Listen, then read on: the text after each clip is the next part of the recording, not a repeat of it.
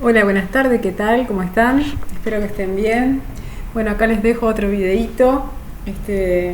Me han comentado que les viene bien el tema de, de ver este, a la profe en video y ver la clase. Así que bueno, seguimos con sólidos, ¿sí? Estoy tomando mate. Bien, lo último que nosotros llegamos a ver fue el tema de que los sólidos cristalinos siempre tenían una estructura reticular geométrica que se repetía a lo largo de todo el cristal y que tenían unas fuerzas de atracción que mantenían unido ese sólido, ¿sí? Bien, y lo último que les dije fue de que los sólidos cristalinos se dividían en 4 cosas. ¿Cuál es la consigna? O sea, ¿para qué es este video? Bien, para que se informen y para que tomen apuntes. O sea, vayan tomando apuntes, ¿sí? Van parando el video y van tomando apuntes para poder ir completando el cuaderno. Bien. Tenemos entonces que los sólidos cristalinos pueden ser moleculares, atómicos, iónicos o metálicos, ¿sí? Los sólidos moleculares tienen ¿vieron los nudos del retículo que yo les hablaba? En los nudos del retículo tienen moléculas, como lo dice el nombre, tienen moléculas, o sea que tienen una molécula acá, molécula. Por lo tanto, ¿sí? La fuerza de atracción que va a unir molécula con molécula se va a llamar, es una fuerza de atracción intermolecular. O sea que ya se formó la molécula y la fuerza de atracción que haya entre molécula y molécula va a ser lo que le da consistencia, cohesión al cristal, el sólido. Por lo tanto, esa fuerza de atracción es débil, es de baja intensidad, no es una fuerza muy intensa. Por eso es que esos sólidos, generalmente a temperatura ambiente, ni siquiera son sólidos. Necesitamos bajar la temperatura para que se formen esos sólidos. Un ejemplo es el agua, ¿sí? A temperatura ambiente es un líquido, pero si yo la congelo, puedo tener el agua sólida, que es el hielo, que es un sólido blando, ¿sí? Es un sólido blando. Yo lo puedo romper fácilmente, ¿sí? A diferencia, imagínense de otros sólidos que no se pueden romper como el hielo, ¿sí? Hay una diferencia. Bien, otros sólidos moleculares son, por ejemplo, el I2, diyodo, se llama diyodo.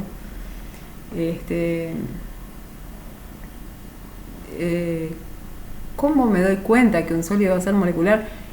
Generalmente están formados por agrupaciones de elementos no metálicos, que son los que están en la tabla periódica a la derecha en la escalera más el hidrógeno. El azúcar, por ejemplo, ¿sí? C12H22O11, ¿sí? La sacarosa, que normalmente decimos azúcar, es un sólido molecular. Ustedes lo pueden romper fácil, hacen azúcar impalpable, se rompe fácil porque son sólidos blandos. Esas fuerzas de atracción son muy, muy débiles, ¿sí?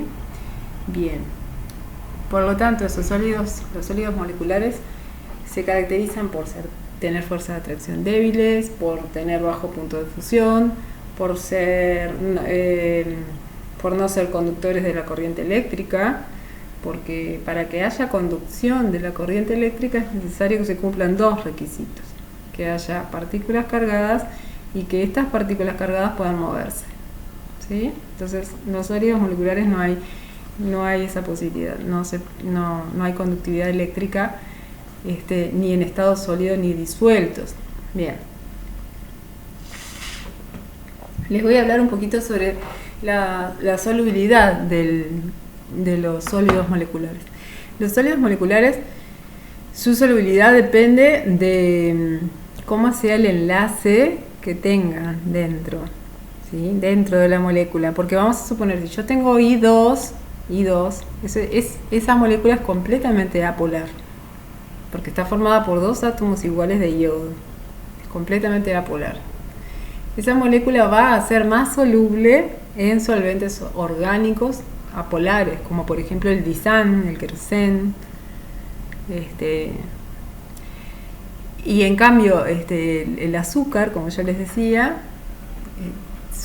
en su forma tiene un montón, tiene cantidad de grupos funcionales hidroxilo, que son O con H, OH, y eso va a permitir formar enlaces de hidrógeno con el agua, porque es polar el enlace OH. Entonces,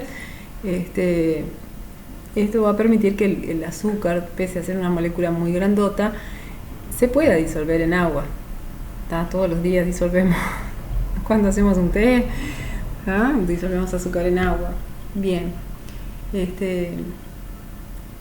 es con respecto a los sólidos moleculares, o sea que la solubilidad de los sólidos moleculares no es general, depende si son sólidos moleculares apolares o sólidos moleculares polares. Los que tienen enlace covalente polar o pueden establecer enlaces de hidrógeno con el agua, esos van a ser solubles en agua. Bien, terminamos con moleculares. Pasamos a sólidos atómicos o covalentes. Los sólidos atómicos o covalentes son poquitos, ¿tá? Y bueno, a veces yo siempre les digo que lo mejor es que se los aprendan. Son poquitos y se ubican cerca del grupo 4 de la tabla periódica. Saquen la tabla periódica, tengan la mano, ahora cuando miren este video, que lo pueden mirar todas las veces que quieran. Son el carbono diamante, ¿sí? El silicio sólido, que se usa en los chips de computadoras, el germanio, que se usa como semiconductor, el dióxido de silicio, que es el cuarzo, ¿sí? El SiC, o sea, carburo de silicio, que se le llama también carborundo, ¿sí? Bien. Y el grafito, el carbono grafito, está como, lo vamos a dejar para después, porque está como en duda su clasificación. Bien, esos que yo les nombré, ¿sí? Y algún otro que hay, pero bueno, esos son los más comunes. Serían los sólidos atómicos o covalentes, y como lo dice la palabra atómico, quiere decir que en los nudos del retículo, así como en los moleculares hoy tenía moléculas, en los nudos del retículo yo tengo átomos, por eso se llaman sólidos atómicos. Tengo un átomo acá y un átomo acá, y si yo tengo un átomo acá y un átomo acá, la fuerza de atracción que va a existir entre estos dos átomos va a ser el mismo enlace covalente, que es una fuerza muy intensa, muy intensa. Por lo tanto, estos sólidos van a tener unas características especiales, o sea que van a tener un altísimo punto de fusión. Por ejemplo, y fíjense en la tabla periódica cuál es el punto de fusión del diamante. ¿Se imaginan fundir un diamante, tener un diamante líquido? Es como, ¿no? Tienen un altísimo punto de fusión, prácticamente es imposible fundirlos. Son los sólidos más duros que existen. De hecho, el diamante se usa para cortar todos los otros sólidos. En una vidriería usan diamante, en las puntas de los taladros, para hacer pozos le ponen una punta de diamante, porque es lo único que puede llegar a romper todo, ¿sí? Por su gran dureza. Existe una escala de Mohs que mide la dureza, compara la dureza entre los sólidos. Y bueno, si ustedes tienen dos sólidos que no saben cuál es más duro, los frotan. Permiso. Bueno, en el caso entonces de los sólidos atómicos, es como es muy fuerte ese enlace, el enlace covalente, entonces el sólido es muy duro, tiene alto punto de fusión, ¿sí? No se puede romper con nada, y son esos poquitos sólidos que conviene sabérselos. ¿Hay algún otro? Que bueno, pueden buscar algún otro ejemplo. Por supuesto que no son solubles en agua y es muy difícil disolverlos en algo, en cualquier solvente. obviamente no conducen la corriente eléctrica porque esos electrones que están ahí compartidos, esos electrones están ahí, están compartidos y no son capaces de tener movimiento. Bien, con respecto a los sólidos iónicos, están generalmente formados por metal y no metal, o metal y varios no metales, por ejemplo cloruro de sodio, fluoruro de potasio, cloruro de magnesio, carbonato de sodio, y esos sólidos, ¿sí? Yo me doy cuenta de que es un sólido iónico en cuanto a la fórmula, porque veo elementos que aparecen de los dos lados de la tabla, metales y no metales. Y estos sólidos iónicos, tienen catión, anión, en forma alternada, ubicando las redes, ubicando los nudos del retículo, ¿sí? En uno tienen un catión, en otro un anión, con una estructura geométrica determinada, ¿sí? Que se le llama empaquetamiento, pero bueno, no vamos a entrar en eso. La fuerza de atracción que hay entre dos iones de carga opuesta es el enlace iónico y es electrostática entre iones de carga opuesta. ¿Ah?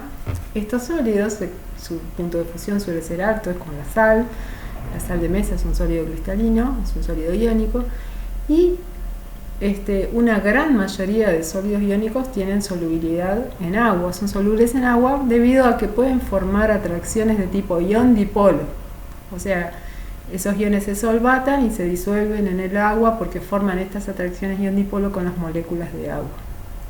El ión, por ejemplo el Na+, sodio más, queda solvatado, rodeado de moléculas de agua por el lado del dipolo negativo del oxígeno, ¿sí? Y el cloruro, Cl-, al revés, queda rodeado de moléculas de agua por el lado del hidrógeno.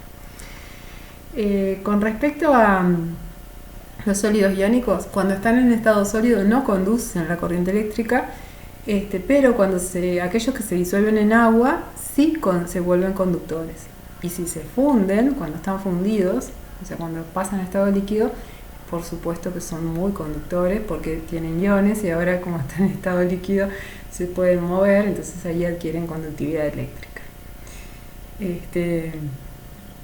Pero en estado sólido, los únicos sólidos cristalinos que conducen son el siguiente tipo, que son los sólidos metálicos. Los sólidos metálicos, pese a que la mayoría de las personas no ve un metal como si fuera un sólido cristalino, un cristal, sí son cristales, sí son cristales que tienen características que todos conocemos, son brillantes, son maleables. Maleable quiere decir que los puedo moldear, ¿sí? Los puedo doblar y no se quiebran, a diferencia de los iónicos, que los iónicos son quebradizos, y estos los metales no son quebradizos, yo los puedo doblar, son dúctiles, los puedo estirar, conducen la corriente eléctrica en estado sólido, ¿sí? No son solubles en agua, se disuelven en ácidos, ¿sí? Liberando hidrógeno, ¿ah? Y bueno, ¿cómo es la estructura? Bueno, el metal está formado por cationes, que son positivos. Catión, catión, catión, catión.